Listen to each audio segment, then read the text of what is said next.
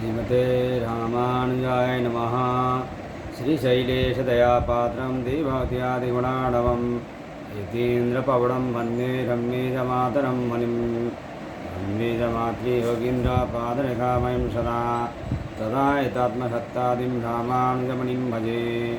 लक्ष्मीनाथसमारम्भं नाथयामनमध्यमाम् अस्मदाचार्यपर्यन्तां वन्दे गुरुपरम्पराम्।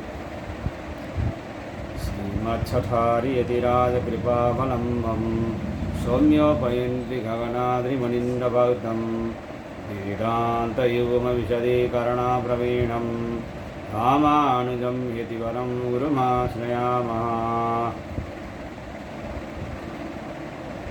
अस्मद्गुरुभ्यो नमः।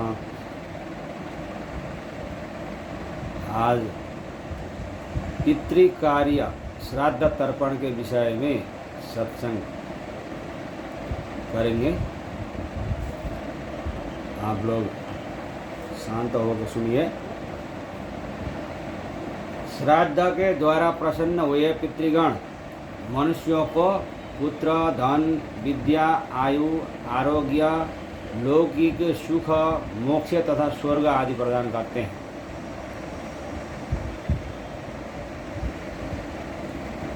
श्राद्ध के योग्य समय हो या न हो, तीर्थ में पहुँचते ही मनुष्य को सर्वदा स्नान, तर्पण और श्राद्ध करना चाहिए। शुक्ल पक्ष की अपेक्षा कृष्ण पक्ष और पूर्वाह्न की अपेक्षा अपराह्न श्राद्ध के लिए श्रेष्ठ माना जाता है। इसमें पद्म पुराण सृष्टि खंड 34, 217, 218, पद्म पुराण सृष्टि खंड 9, 67, पद्म पुराण सृष्टि खंड 10, 125, यज्ञवल्क्य स्मृति 1, 270, शंख स्मृति 14, 33 और लाध्वस्वलायन स्मृति 23, 102, ब्रह्म पुराण 220, 119, 120, पद्म पुराण सृष्टि खंड 34, 218, 219, मनुस्मृति 3, 278, महाभारत अनुशासन पर्व 87, 19, मार्कंडेय पुराण 31, 35, 36। इतने सारे पुराणों में, शास्त्रों में, स्मृति में बताया है।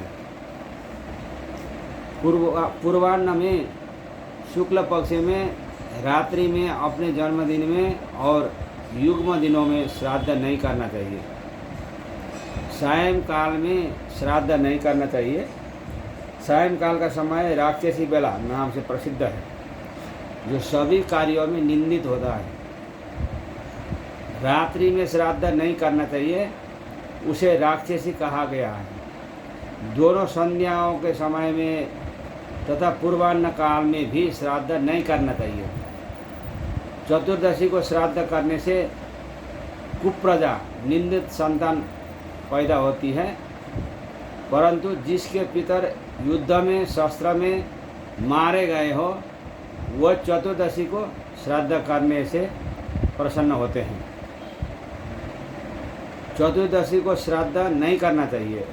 जो चतुर्दशी को श्राद्ध करता है, उसके घर में नवयुवकों की मृत्यु होती है तथा श्राद्ध करने वाला स्वयं भी युद्ध का भागी बनता है। महाभारत अनुशासन पर्व 145, मत्स्य पुराण 22, 83, स्कंद पुराण 205, 404-5, मनुस्मृति 3, 280, आपस्तम शूद्र 1, 7, 17, 23,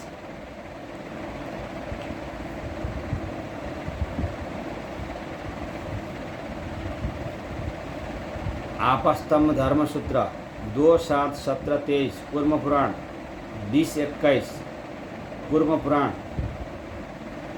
उत्तर भाग 20, 22, याज्ञवल्क्य स्मृति 1, 264, ब्रह्मोक्त याज्ञवल्क्य संहिता 5, 20, ब्रह्मोक्त याज्ञवल्क्य संहिता 5, 21, 22, महाभारत अनुशासन पर्व 87, 16, 17, इतने सारे जगहों में ये बोला है। कृष्ण पक्ष में केवल चतुर्दशी को छोड़कर दशमी से अमावस्या तक की सभी तिथियां श्राद्ध कर्म में जैसी श्रेष्ठ मानी गई है, वैसी दूसरी प्रतिपदा से नवमी तक नहीं। दिन के इसमें महाभारत अनुशासन पर्व 87, 18 में और मनुस्मृति 3, 276 में ऐसा बताया है। दिन के 8वें भाग मुहूर्त में जब सूर्य का ताप घटने लगता है, उस समय का नाम कुतप है। उसमें पितरों को लिए दिया हुआ दान अक्षय होता है। वशिष्ठ स्मृति 11:33, महाभारत आदि पर्व 93, प्रजापति स्मृति 159, मत्स्य पुराण 22:84, पद्म पुराण सृष्टि खंड 11:85, 86।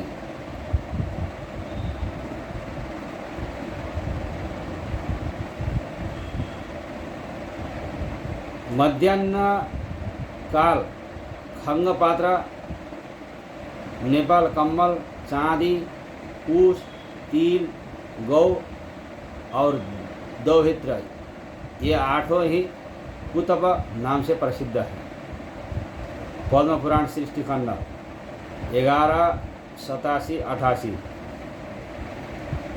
श्राद्ध में 3 वस्तुएं अत्यंत पवित्र है। दुहिता पुत्र, कुतप काल तथा तिल। श्राद्ध में 3 वस्तुएं अत्यंत प्रशंसनीय है। बाहर भीतर की शुद्धि, क्रोध न करना तथा जल्दबाजी करके कोई भी कार्य न करना।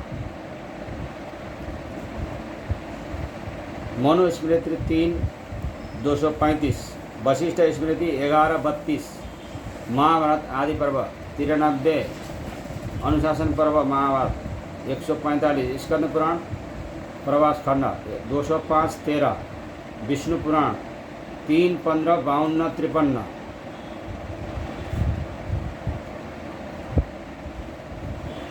श्राद्ध एकांत में गुप्त रूप से करना चाहिए। पिंडदान पर साधारण नीच मनुष्यों की दृष्टि पड़ने पर वह पितरों को नहीं पहुंचता है।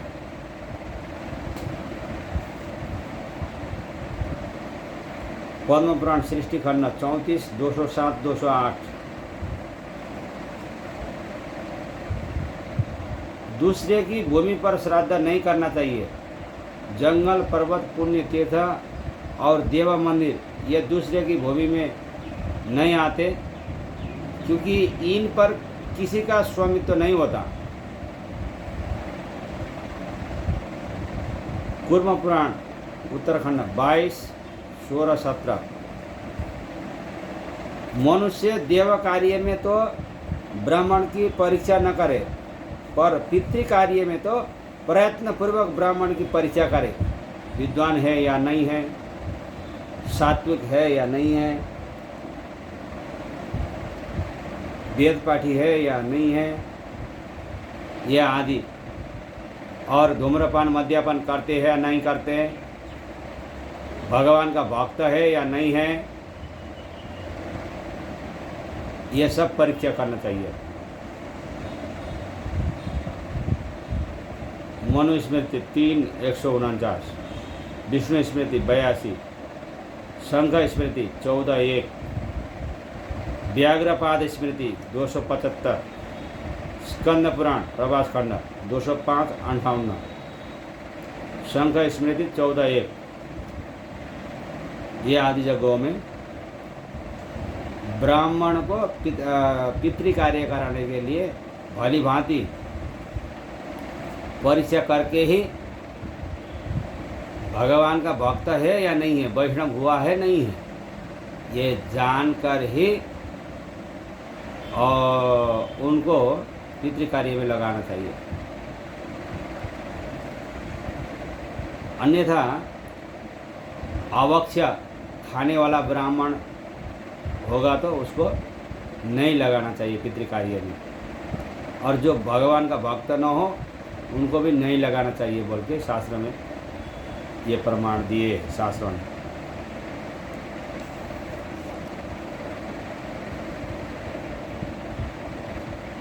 श्राद्ध में पितरों की तृप्ति ब्राह्मणों के द्वारा ही होती है, इसीलिए भली भांति ब्राह्मणों का ही परिचय करके तभी उस ब्राह्मण को पितृ कार्य में लगाना चाहिए। स्कंद पुराण नगर 221-48। लेकिन देव कार्य में ब्राह्मण को परिचय करना नहीं चाहिए, केवल पितृ कार्य के लिए शास्त्रों ने परिचय करके ही ब्राह्मण वैष्णव है या नहीं है परिचय करके ही वो वैष्णव ब्राह्मण को ही लगाना चाहिए बोल के शास्त्रों ने कहा। श्राद्ध के अवसर पर ब्राह्मण को निमंत्रित करना आवश्यक है। जो बिना ब्राह्मण के श्राद्ध करता है उसके घर पितर भोजन नहीं करते तथा शाप देकर लौट जाते हैं। ब्राह्मणहीन श्राद्ध करने से मनुष्य महापापी हो जाता है। पद्म पुराण भूमिखंड 67-29-31। श्राद्ध का भोजन स्त्री को नहीं कराना चाहिए। बृहत पराशर स्मृति 7-71। यदि श्राद्ध भोजन करने वाले 1000 ब्राह्मणों के सम्मुख एक भी योगी हो तो वह यजमान के सहित उन सब का उद्धार कर देता है। विष्णु पुराण 3-15-56।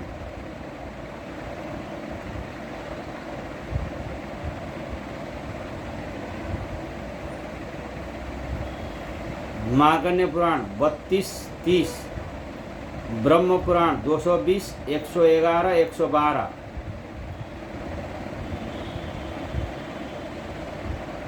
जिस श्राद्ध में 10 लाख बिना पड़े हुए ब्राह्मण भोजन करते हैं वहाँ यदि वेदों का ज्ञाता एक ही ब्राह्मण भोजन करके संतुष्ट हो जाए तो उन 10 लाख ब्राह्मणों के बराबर फल को एक ही ब्राह्मण देता है। वेद पाठी मनुस्मृति 3-131। देव कार्य में 2 और पितृ कार्य में 3 अथवा दोनों में एक ब्राह्मण को भोजन कराना चाहिए। अत्यंत धनी होने पर भी श्राद्ध कर्म में अधिक विस्तार नहीं करना चाहिए। मनुस्मृति 3-125, बौद्धायन स्मृति 2-8-29। श्रीमद् भागवत 7-15-3। मत्स्य पुराण 17-13-14। मार्कण्डेय पुराण 31-37-38।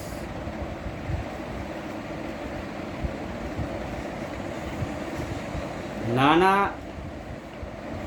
मामा भांजा गुरु श्वशुर दौहित्र जामाता बांधव ऋत्विज तथा यज्ञकर्ता इन 10 को श्राद्ध में भोजन कराना चाहिए। मनुस्मृति 3-48।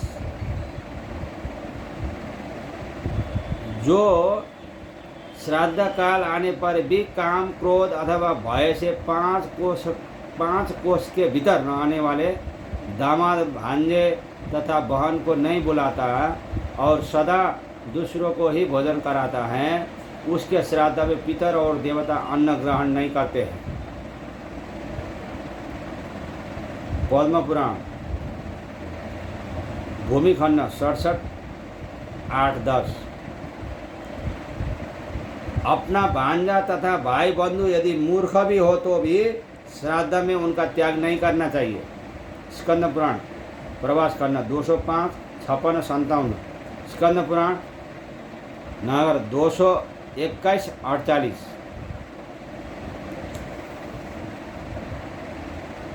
इस प्रकार से शास्त्रों ने सभी विधान दिए। श्राद्ध में निमंत्रित ब्राह्मणों के बैठ जाने पर भोजन के निमित्त उपस्थित हुए भिक्षुक व ब्रह्मचारी को भी उनके इच्छा अनुसार भोजन कराना चाहिए। जिसके श्राद्ध में अतिथि भोजन नहीं करता उसका श्राद्ध प्रशंसनीय नहीं होता। कूर्म पुराण 22, 31, 32 उत्तरखंड में। श्राद्ध काल में आए हुए अतिथि का अवश्य सत्कार करें। उस समय अतिथि का सत्कार न करने से वह श्राद्ध कर्म के संपूर्ण फलों को नष्ट कर देता है। विष्णु पुराण 3, 15, 25, वराह पुराण 14, 20। जिसके श्राद्ध के भोजन में मित्रों की प्रधानता रहती है उस श्राद्ध व अविश्व से पितर व देवता तृप्त नहीं होते। जो श्राद्ध में भोजन देकर उसमें मित्रता का संबंध जोड़ता है अर्थात श्राद्ध को मित्रता का साधन बनाता है वह स्वर्गलोक से भ्रष्ट हो जाता है। इसलिए श्राद्ध में मित्र को निमंत्रण नहीं देना चाहिए। मित्रों को संतुष्ट करने के लिए धन देना उचित है। श्राद्ध में भोजन तो उसे ही करना चाहिए जो शत्रु या मित्र न होकर मध्यस्थ हो।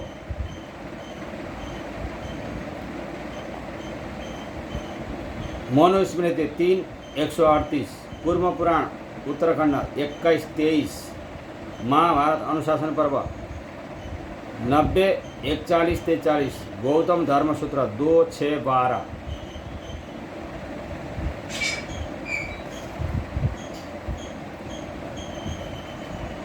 अरे वो बोले कि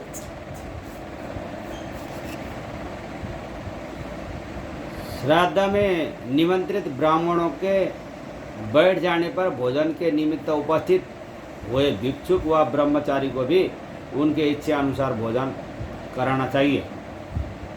जिसके श्राद्ध में अतिथि भोजन नहीं करता उसका श्राद्ध प्रशंसनीय नहीं होता। कूर्म पुराण उत्तरखंड 22, 31, 32। श्राद्ध काल में आए हुए अतिथि का अवश्य सत्कार करे। उस समय अतिथि का सत्कार न करने से वह श्राद्ध कर्म के संपूर्ण फल को नष्ट कर देता है। विष्णु पुराण 3, 15, 25, वराह पुराण 14, 20।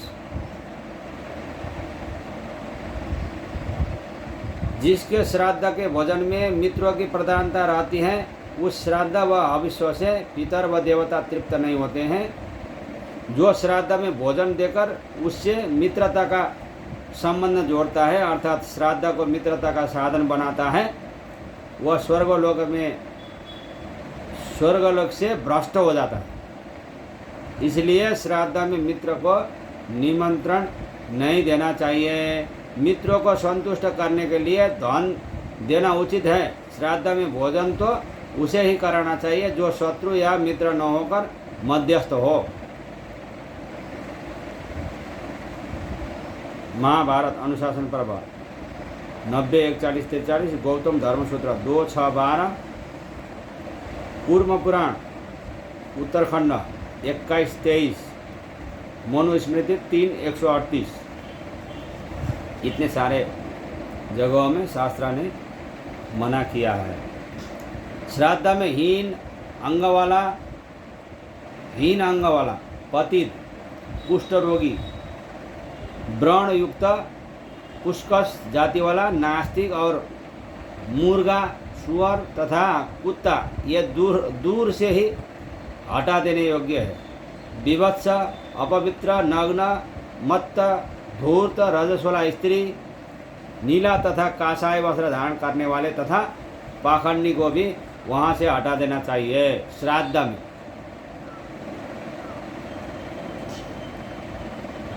कूर्म पुराण उत्तरखंड 22, 34, 35, औशन स्मृति 5, 32, 34। पिंडदान के समय उस स्थान से चांडाल, स्वपच, गेरुआ वस्त्रधारी, सन्यासी, कोढ़ी, पतित, ब्रह्म हत्यारा तथा वर्णशंकर ब्राह्मण को हटा देना चाहिए। महाभारत अनुशासन पर्व 91, 43, 44। श्राद्ध में, यज्ञ में, तीर्थ में और पर्वों के दिन देवताओं के लिए जो हविष्य तैयार किया जाता है, उसे यदि रजस्वला कोढ़ी या बंद या स्त्री देख ले तो उस हविष्य को देवता तथा पितर ग्रहण नहीं करते हैं। महाभारत अनुशासन पर्व 127, 12, 14।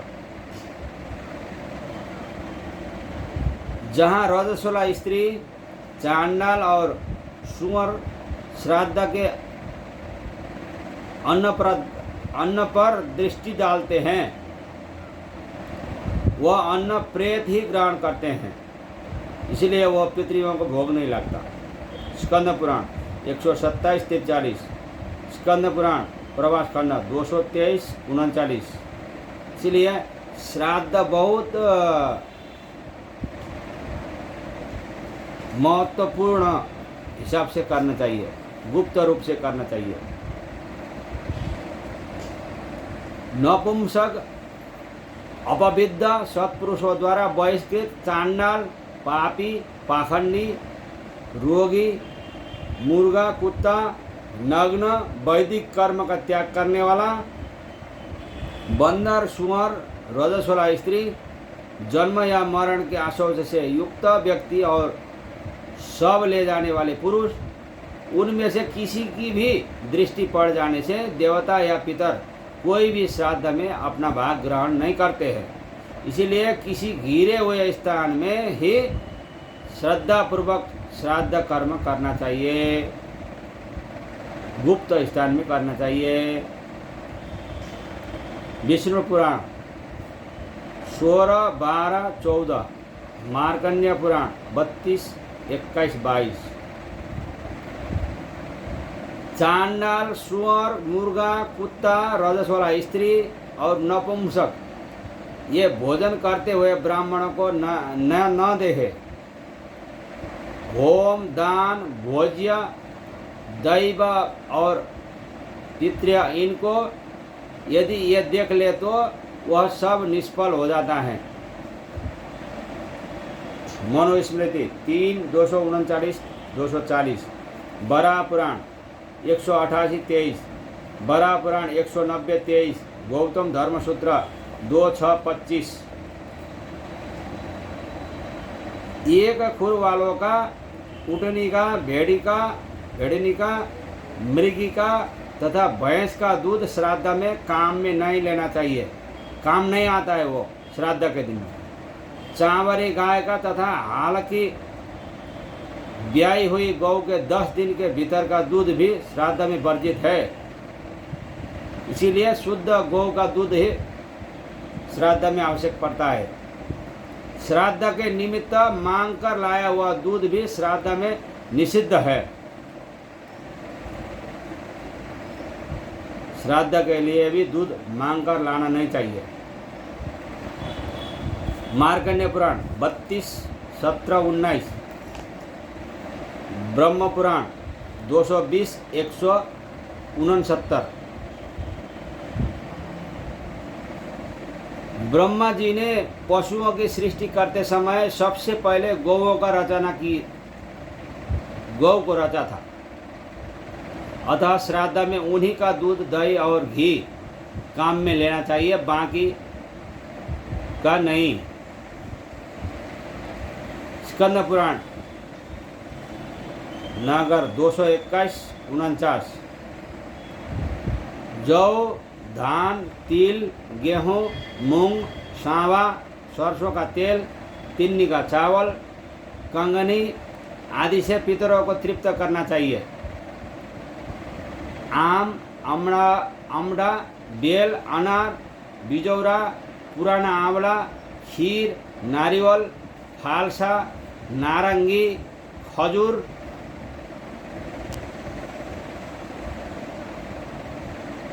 अंगूर, नीलकैद, परवल, चिरौंजी, बेर, जंगली बेर और इंद्रजौ, इनको श्राद्ध में यत्नपूर्वक लेना चाहिए।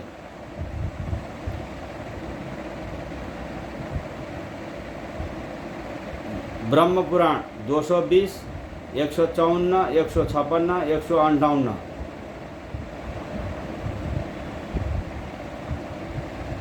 जौ, कांगनी, मूंग, गेहूं, धान, तिल, मटर, कचनार और सरसों, इनका श्राद्ध में होना अच्छा है। विष्णु पुराण 3, 16, 6, मार्कंडेय पुराण 32, 10। ये श्राद्ध के लिए ये चीज़ आवश्यकता है, वो होने पर अच्छा। जिसमें बाल और कीड़े पड़ गए हो, जिसे कुत्तों ने कुत्तों ने देख लिया हो, जो बासी एवं दुर्गंधी हो, ऐसी वस्तु का श्राद्ध में उपयोग न करे। बैगन और शराब का भी त्याग करे। जिस अन्न पर पहने हुए वस्त्र की हवा लग जाए, वह भी श्राद्ध में वर्जित है। मार्कंडेय पुराण 32, 25, 26। राजमांस, मंसूर, अरहर, गाजर, कुभड़ा, गोल लौकी, बैगन, शलजम, हींग, प्याज, लहसुन, काला नमक, काला जीरा, सिंगड़ा, जामुन, पिप्पली, सुपारी, कुल्थी, कैथ, महुआ, अलसी, पीली सरसों, चना, ये सब वस्तुएं श्राद्ध में वर्जित है। पद्म पुराण सृष्टि खंड 9, 64, 66। कूर्म पुराण 20, 46, 47 उत्तरखंड। विष्णु पुराण 3, 16, 7, 8। महाभारत अनुशासन पर्व 91, 38, 41। व्याघ्रपाद स्मृति 179। श्राद्ध कर्ता पुरुष जहाँ घराहट की ध्वनि, ओखल की ध्वनि, टूटने का शब्द अथवा सूप के फटकने की आवाज़ होती हो, वहाँ पर किया हुआ श्राद्ध व्यर्थ निष्फल हो जाता है। स्कंद पुराण 217, 46। श्राद्ध के समय में बहुत सावधानी अपनाना जरूरी है। श्राद्ध करता पुरुष दातुन करना, पान खाना, तेल और उबटन लगाना, मैथुन करना, धूम्रपान, मद्यपान, औषध सेवन तथा दूसरों के अन्न का भोजन करना अवश्य त्याग दे। रास्ता चलाना, दूसरे गांव जाना, कलह, क्रोध और मैथुन करना, बोझ ढोना, भारी ढोना तथा दिन में सोना, ये सब कार्य श्राद्ध कर्ता और श्राद्ध भोक्ता को छोड़ देना चाहिए। श्राद्ध में बहुत ख्याल करना चाहिए। व्याघ्रपाद स्मृति 155, नारद पुराण पूर्व खंड 28, 3, 4। श्राद्ध कर्ता और श्राद्ध भोक्ता दोनों को श्राद्ध में भोजन करने के बाद पुनः भोजन करना, मार्ग गमन, सवारी पर चढ़ना, परिश्रम का काम करना, मैथुन, स्वाध्याय, कलह और दिन में शयन, इन सब का उस दिन परित्याग कर देना चाहिए। व्याघ्रपाद स्मृति 156।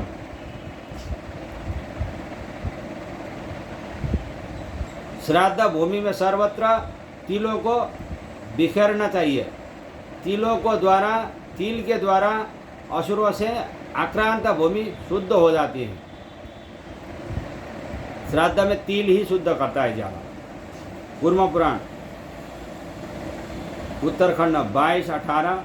विष्णु पुराण 3, 16, 14, महाभारत अनुशासन पर्व 145, गौतम धर्मसूत्र 2:6-27।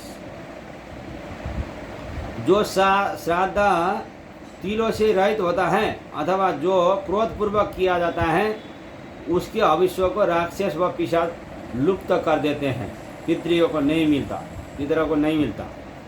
महाभारत अनुशासन पर्व 90:22।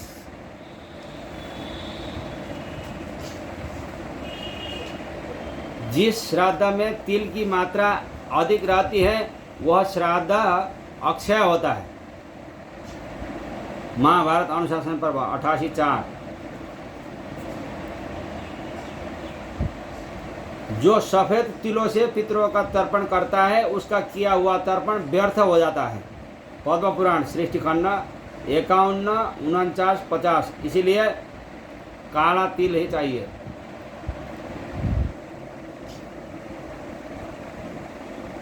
तिल पिशाचों से श्राद्ध की रक्षा करते हैं, कुछ राक्षसों से बचाते हैं, श्रोत्रिय ब्राह्मण पंक्ति की रक्षा करते हैं और यतिगण यदि काषाय वस्त्र वाले न हो तो श्राद्ध में भोजन कर ले तो वह अक्षय होता है। महाभारत आदि पर्व 93।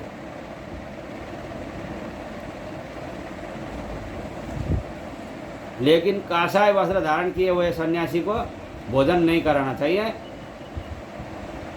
सन्यासी है लेकिन सफ़ेद वस्त्र धारण करता है तो उसको भोजन कराना चाहिए, अक्षय पुण्य होता है।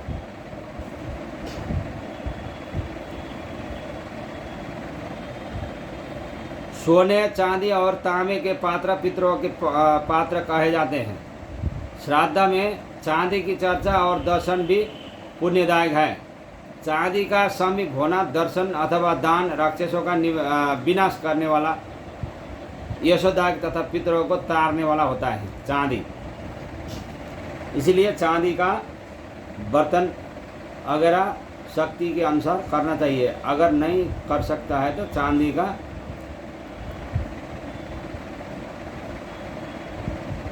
तर्पण करने वाला चांदी का बना के तर्पण करना चाहिए।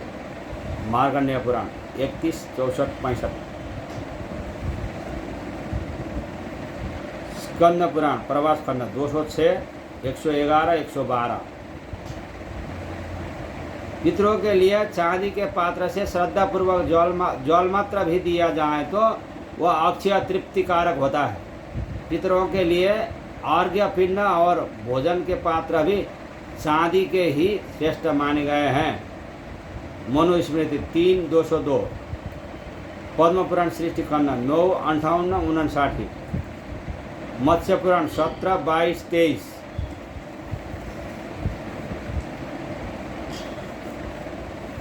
जो अपनी तर्जनी अंगुली में चांदी की अंगूठी धारण करके पितरों को तर्पण करता है उसका सब तर्पण लाख गुना अधिक फल देने वाला होता है। यदि वह अनामिका अंगुली में सोने की अंगूठी पहनकर तर्पण करे तो वह करोड़ गुना अधिक फल देने वाला होता है। पद्म पुराण सृष्टि खंड 51, 56, 57।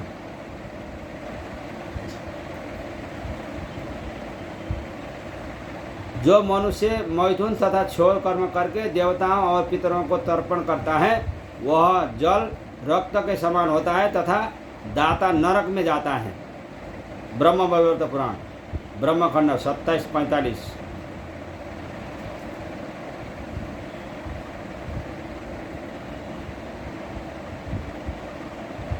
ब्रह्म वैवर्त पुराण ब्रह्मखंड 27, 45। जो ब्राह्मण के हाथ में नमक या व्यंजन परोसता है अथवा लोहे के पात्र से परोसता है उस भोजन को राक्षस खाते हैं, पितर ग्रहण नहीं करते हैं।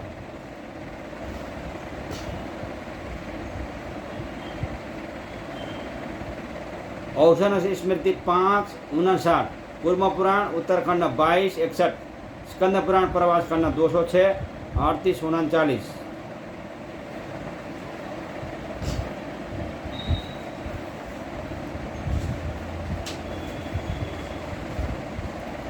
एक हाथ से लाया गया जो अन्न अन्न पात्र ब्राह्मणों के आगे परोसा जाता है, उस अन्न को राक्षस छीन लेते हैं।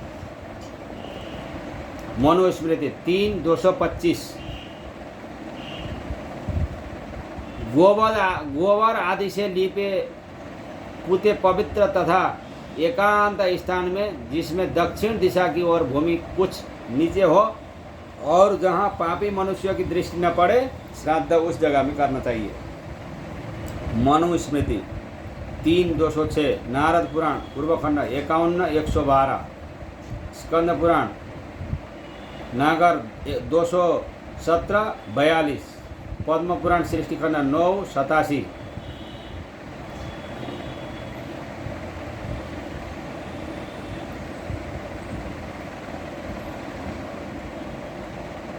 जो मनुष्य श्राद्ध के समय ब्राह्मणों को मिट्टी के पात्र में भोजन कराता है, वह मनुष्य तथा ब्राह्मण दोनों घोर नरक में जाते हैं।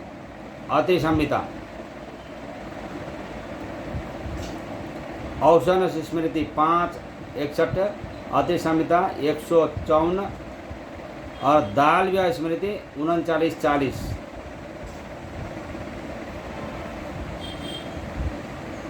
सिर ढककर, पगड़ी आदि बांधकर, दक्षिण की तरफ मुख करके और जूता पहनकर भोजन करने से वह अन्न राक्षसों को मिलता है, पितरों को नहीं मिलता। महाभारत अनुशासन पर्व 90:19, मनुस्मृति 3:238। जो अज्ञानी मनुष्य अपने घर श्राद्ध करके फिर दूसरे के घर भोजन करता है, वह पाप का भागी होता है और उसे श्राद्ध का फल नहीं मिलता। स्कंद पुराण ब्रह्म धर्म 6:64-65।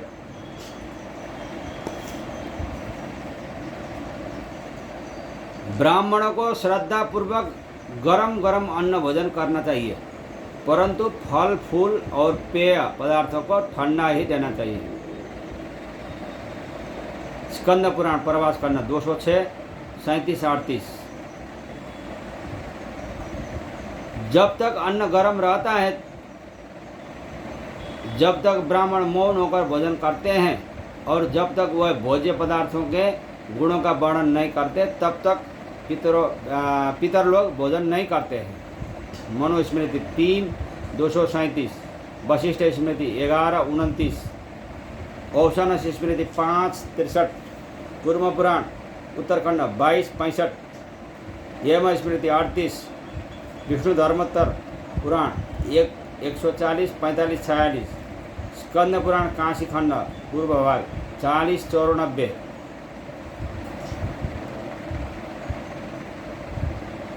महाभारत अनुशासन पर्व 90:13-14।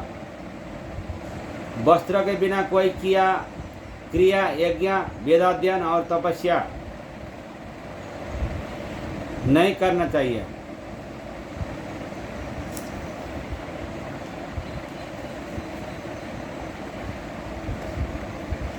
श्राद्ध काल में वस्त्र का दान विशेष रूप से करना चाहिए।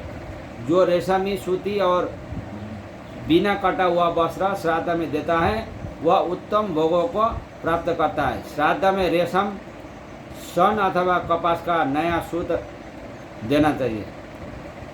ऊन या पाट का सूत वर्जित है।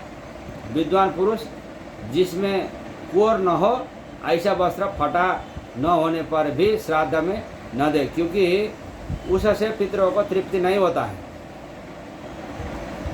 स्त्री श्राद्ध के उच्छिष्ट पात्रों को न उठाए। ज्ञानहीन तथा व्रत रहित पुरुष भी उन्हें न हटाए। स्वयं पुत्र ही आकर पिता के श्राद्ध में उच्छिष्ट पात्रों को उठाए। स्कंद पुराण प्रभास खंड 206-42, मनुस्मृति 3:260, महाभारत अनुशासन पर्व 145। यदि श्राद्धकर्ता की पत्नी को पुत्र की कामना हो तो मध्यम पिंड पितामह को अर्पित किया हुआ पिंड को खा ले और पितरों से पुत्र प्राप्ति की प्रार्थना करे। आदत्त पितरो गर्भम कुमारम पुष्करस्त्रजम, ये मंत्र बोल के पितरों आप लोग मेरे गर्भ में कमलों की माला से अलंकृत एक सुंदर पुत्र की स्थापना करें। ऐसा इसका मतलब है। गोविला गृह सूत्र में 4:3:37 में यह वर्णन है। भोग की इच्छा रखने वाला पुरुष पिंड को सदा अग्नि में डाले। संतान की प्राप्ति के लिए मध्यम पिंड मंत्रोच्चारण पूर्वक पत्नी को दे दे। उत्तम कांति चाहे तो सदा गौओं की ही पिंड खिला दे। यदि प्रज्ञा, यश और कीर्ति की इच्छा हो तो सदा पिंड को जल में ही डाल दे। दीर्घ आयु की कामना हो तो सब पिंड कौओं को खिला दे। कौवा को कार्तिकेय के लोक में जाने की इच्छा हो तो मुर्गे को खिला दे, अथवा दक्षिण दिशा की ओर मुख करके सब पिंड आकाश में ही फेंक दे, क्योंकि आकाश और दक्षिण दिशा पितरों के स्थान हैं।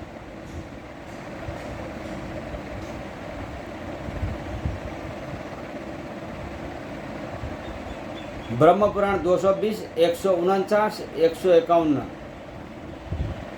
स्कंद पुराण प्रवास करना 206, 76, 79।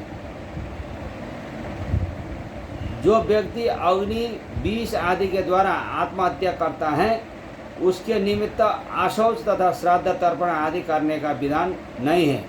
यदि श्राद्ध तर्पण किया भी जाए तो वह उसे नहीं मिलता है। मनुस्मृति 5:89, दालिवा स्मृति 87, विष्णु स्मृति 22, लिखित स्मृति 66, सम्मर्थ स्मृति 175, यज्ञवल्क्य स्मृति 3:6, कूर्म पुराण 23:73। श्राद्ध तथा अमावस्या के अवसर पर यदि मंथन किया दही विलो न किया जाए तो उससे होने वाला मट्ठा मदिरा के समान तथा घी गोमांस के समान माना गया है। श्राद्ध के दिन में और अमावस्या के दिन में दही नहीं मथना चाहिए, नहीं बिलोना चाहिए। व्याघ्रपाद स्मृति 157, स्कंद पुराण प्रवास करना 206, 56। श्राद्ध और हवन के समय तो एक हाथ से पिंड एवं आहुति दे, पर तर्पण में दोनों हाथ से जल देना चाहिए। लघु एवं स्मृति 99, पद्म पुराण सृष्टि खंड 51, 47, 48, ब्रह्म पुराण 60, 65, 55, नारद पुराण पूर्व खंड 56, 62, 63, मत्स्य पुराण 22, 91, नारद पुराण पूर्व खंड 14, 94।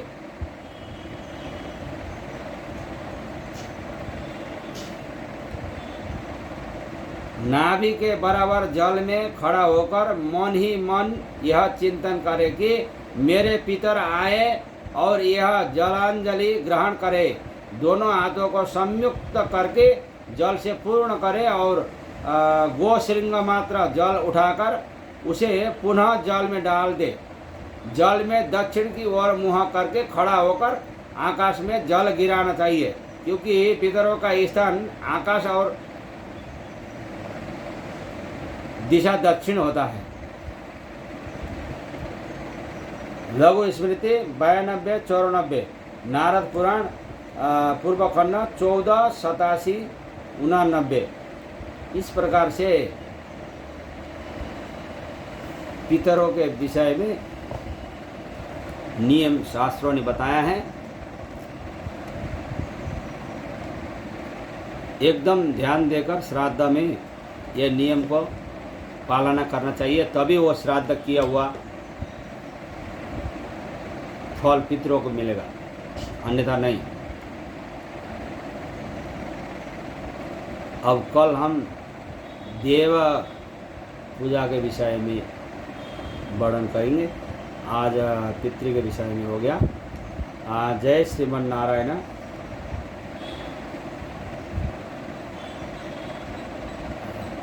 रंगी रंगनाथ रंगी रंगनाथ श्रीमन्नारायण रंगी रंगनाथ रंगी रंगनाथ रंगी रंगनाथ वेंकट नारायण रंग रंगीनाथ रंगी रंगनाथ रंगी रंगनाथ रंगी रंगनाथ वरदराजा नारायण रंगी रंगनाथ रंगी रंगनाथ रंगी रंगनाथ श्री राम नारायण रंगी रंगनाथ रंगी रंगनाथ रंगी रंगनाथ श्री कृष्ण नारायण रंगी रंगनाथ। जय श्रीमन्नारायण।